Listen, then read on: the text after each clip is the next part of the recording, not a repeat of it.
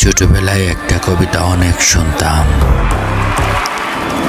লেখাপড়া করে যে গাড়ি ঘুরে চড়ে সে, কিন্তু বর্তমান সময়ে এসে তা শুধুই বিভীষিকাময় এক প্রহসন মাত্র। বর্তমান সময়ে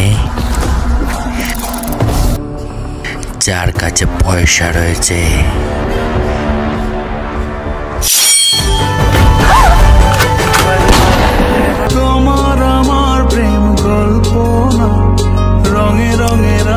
আর যার কাছে পয়সা নেই তাকে বন্দুকের নলের সামনে আনতেও 1 সেকেন্ড সময় লাগে না।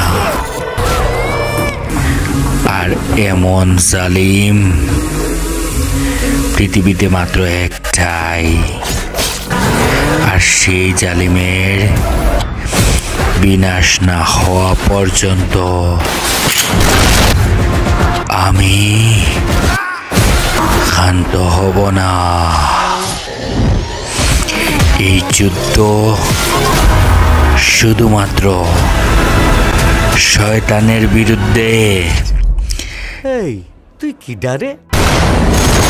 ইনসাফ প্রতিষ্ঠা করার জন্য।